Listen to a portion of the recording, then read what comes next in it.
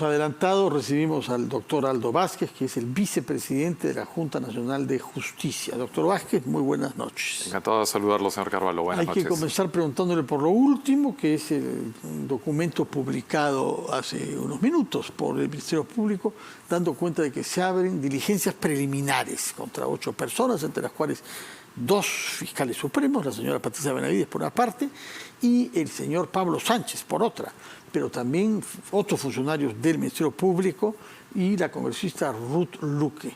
Los cargos tienen que ver con tráfico de influencias, corrupción, etcétera, en agravios contra el Estado, y están basados, legitimando en consecuencia, en las declaraciones prestadas por el señor Jaime Villanueva. Algunos discutían que se pudieran usar. Algunos pusieron en duda la validez de sus testimonios, pero en todo caso la Fiscalía ha abierto diligencias preliminares. Explíquenos qué cosa quiere decir exactamente diligencias preliminares. Bueno, el proceso penal tiene varias fases. Hay una inicial que tiene que ver con diligencias preliminares, a partir de las cuales un fiscal puede concluir que hay mérito para pasar a una etapa siguiente, que normalmente se conoce como la investigación preparatoria. Pero en el caso de los aforados, que entiendo es el que usted refiere, yo recién he visto el tuit antes de ingresar a esta sala. Es que ha sido publicado hace menos de una hora. Sí, pero en el caso de los aforados, evidentemente, pues esto, una investigación con mayor profundidad o una eventual acusación requiere de un juicio, un antejuicio político, ¿no? De tal manera que el Congreso de la República pueda eventualmente, en su oportunidad, levantar el fuero que actualmente tienen pues, los altos dignatarios del Estado. Me refiero a los fiscales supremos a los que se alude. Sí. En el caso de quienes no son supremos, eventualmente podrían continuar las investigaciones si hubiese mérito para ello. O sea, supremos hay 2. En este caso Pablo Sánchez, que fuera fiscal de la Nación, y hasta 2 oportunidades me parece, y la señora... Ahora, se dice desde la primera vez, en mérito a las declaraciones del señor Jaime Villanueva. ¿Eso consolida que es un elemento que la justicia tome en cuenta? Bueno, no conozco, por supuesto, los elementos en base a los cuales el señor fiscal de la Nación ha dispuesto las medidas que usted señala, pero evidentemente... En mérito a las declaraciones de Jaime Villanueva del 24 y 30 de enero, son solamente 2 y creo que hay más, comunica que en la fecha inició diligencias preliminares en contra de los siguientes funcionarios públicos. Sí. Pueden haber elementos seguramente en esas declaraciones que el fiscal de la Nación conoce bien. Hace algunos días hubo un pronunciamiento, un comunicado en que se señalaba que el fiscal de la Nación estaba requiriendo justamente pues información respecto de las declaraciones que se estaban formulando, ¿no? Presumo que tras la evaluación de las mismas, el fiscal pues ha encontrado elementos que puedan justificar la apertura de estas diligencias preliminares. Mientras tanto, ustedes van a ser objeto mañana de un debate por una moción presentada por el congresista Medina, Esdras Medina, sí, de una bancada nueva en realidad, pidiendo que se destituya a los 7 miembros. Sí. No sé si ha podido ver el texto de esa moción. Sí, no se nos ha notificado ese informe final, pero sin embargo ha trascendido el texto del mismo. Nosotros, sin embargo, antes hemos presentado un escrito pidiendo la recusación respecto del señor Esdras Medina. Nosotros no tenemos nada personal en contra del señor Esdras Medina, pero está claro que él ha adelantado opinión, y ha adelantado opinión además de un modo muy grosero, porque usted recordará que él es miembro de la Comisión de Justicia y Derechos Humanos, y como tal, él pues votó por que se nos removiera de forma inmediata al término de la pseudo-investigación que hizo la Comisión de Justicia y Derechos Humanos. Él firmó las conclusiones, pidió nuestra remoción por esta misma razón junto con otras. Entonces, como usted comprende, no hay ningún país civilizado en el mundo en el que alguien pueda formalmente votar por la remoción de los miembros de la Junta Nacional de Justicia y luego pueda ser el delegado que haga un informe a la Subcomisión de Acusaciones Constitucionales por la misma materia. ¿no? ¿Dónde está la imparcialidad? El artículo 8 de la Convención Americana de Derechos Humanos es clarísima al respecto. Y además hay sentencia de la Corte Interamericana en el caso de los magistrados del Tribunal Constitucional que fueron removidos en el año 97. Y tanto la Corte como la Convención pues señalan con meridiana claridad que en cualquier proceso de toda índole, sea judicial, administrativo, parlamentario, todos los ciudadanos tenemos derecho a un juez imparcial. Quien instruye, quien investiga, no puede ser alguien que ya tiene una posición previa. Y a esto se suma además el que en los pliegos interrogatorios que nos remitieron y que tuvimos que responder entre Navidad y Año Nuevo, porque tal es el apuro, también por supuesto se decía que nuestra interpretación era inconstitucional, que era írrita. Sí, hablo del tema del rango de edad, que era írrita, que era un acuerdo confabulatorio, es decir, adelanto sistemático de opinión cuando se supone que investigaba. Pero es cierto, aún así parece ser que se tiene la intención de votar mañana. Él por lo pronto, está clarísimamente, pero por lo que he escuchado ahora al doctor Aguinaga y ayer a Luis Galarreta, no los fujimoristas consideran que hay que ver caso por caso. Bueno, supongo que usted será uno de los casos que más desean resolver, ¿no? Hay quienes suponen eso, ¿no? Ahora, el informe, sin embargo, lo que plantea es la inhabilitación por 10 años, es decir, la muerte civil de los 7 miembros de la Junta Nacional de Justicia. Escuchaba hace un momento al doctor Aguinaga referirse al punto, ¿no? Y él señalaba el artículo 156.3 de la Constitución, que efectivamente el artículo 156, inciso 3, establece pues una serie de condiciones para el acceso a la Junta Nacional de Justicia y dice, para ser miembro de la Junta Nacional de Justicia se requiere tal, y una serie de condiciones, entre otras el rango de edad. El artículo 10 de la Ley Orgánica de la Junta Nacional de Justicia, que desarrolla el texto constitucional, también señala una serie de condiciones que son inequívocas de acceso. Por ejemplo, hay que presentar una declaración pidiendo el levantamiento del secreto bancario. Sí. Obviamente eso no se hace durante todos los días del mandato. Es una condición de acceso. Y hay otras condiciones. Para ser miembro, para devenir miembro. Pero lo que olvidan nuestros detractores es que el artículo 155 de la Constitución es clarísimo. El artículo 155 de la Constitución lo que dice es que tenemos un mandato de 5 años. Un mandato que no puede ser recortado si es que no hay norma expresa que lo señale. La Ley Orgánica de la Junta Nacional de Justicia, que reitero, desarrolla los preceptos constitucionales en lo que se refiere a la Junta, establece hasta 37 causas de cese o de vacancia de los miembros de la Junta Nacional de Justicia. Ninguna de esas causales vinculadas al rango de edad. ¿Sabe usted, señor Carvalho, qué es lo que hubiese ocurrido si hubiésemos procedido como dicen nuestros detractores? Lo que hubiese ocurrido es que ya estaríamos inhabilitados, pero por la vulneración del artículo 155 de la Constitución, es decir, por haber recortado de modo arbitrario el mandato de 5 años de la doctora Tello de Añeco. Pero no solo eso, estaríamos también denunciados penalmente, investigados penalmente por delito de abuso de autoridad. En el artículo 376 del Código Penal, delito de abuso de autoridad. ¿Quién comete delito de abuso de autoridad?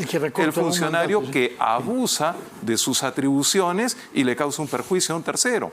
Entonces, si nosotros, sin tener mandato legal para poder disponer el cese o la vacancia, porque no lo hay, ya le digo, en la ley orgánica 37 causales, tal como lo dijo el doctor Blume, usted lo ha recordado hace un momento, 37 causales, ninguna vinculada al rango de edad. ¿Cómo la Junta puede declarar la vacancia? Pese a todas estas turbulencias, estos tweets, estas investigaciones y estos furores que vienen del Congreso, ustedes han seguido trabajando.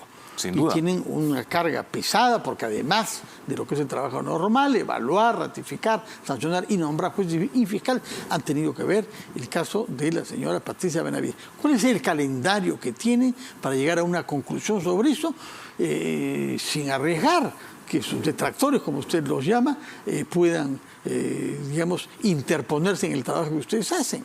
Sí, yo quiero decir previamente que ciertamente hay detractores nuestros en el Congreso de la República, pero yo debo reconocer también que pese al asedio, al acoso constante que hemos recibido de un sector del Congreso de la República, ha habido hasta ahora un sector que incluso me parece que ha sido hasta mayoritario en determinados momentos, que ha impedido que se cometan arbitrariedades contra la Junta Nacional de Justicia, lo cual también tiene una explicación por el hecho de que la Junta ha logrado, como sabemos, un amparo de la tercera sala constitucional de la Corte Superior de Lima, además de innumerables pronunciamientos en la comunidad internacional, empezando por el secretario general de la Organización de Estados Americanos, los relatores de Naciones Unidas para la Independencia de la Justicia, el relator para los derechos humanos, etc.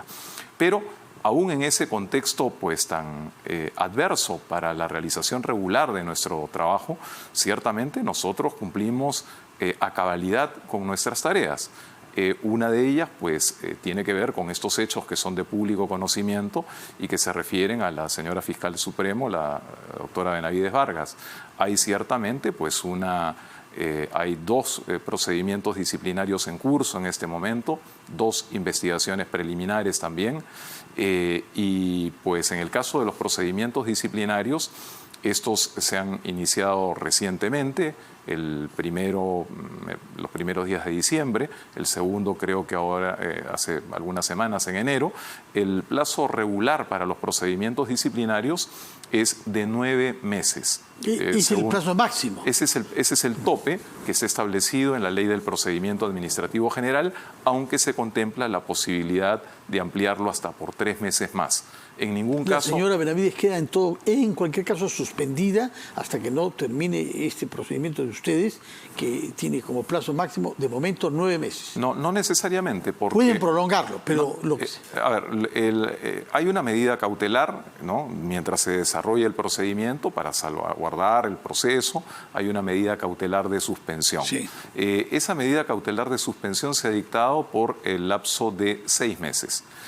Se dictó los primeros días de diciembre y hay además un recurso de reconsideración respecto de esa medida cautelar que la Junta debe resolver en los próximos días. ¿Días? Así es. O sea, la semana próxima. Es una reconsideración solicitada por la señora Benavides, sí, yo no que dudo. Pide que no se adopte esta medida Así es, cautelar. que se deje de sin efecto esta medida cautelar, ¿no? La semana próxima tendremos una noticia sobre esto, entonces. Sin duda. De acuerdo. Ahora, entre las novedades que han aparecido por las confesiones del señor Villanueva, hay un tema delicado para ustedes, que es el señalamiento de uno de los miembros de la Junta, el señor Thornberry, que habría informado a la señora Benavides sobre temas internos de la Junta, y se aduce también que tenía un vínculo particular antiguo con el señor Garrido Leca. ¿Cómo han reaccionado ustedes ante eso? ¿Le han preguntado? ¿Le han pedido explicaciones? Sí, el doctor Thornberry, miembro del Pleno de la Junta Nacional de Justicia, ha hecho justamente anteayer una declaración pública.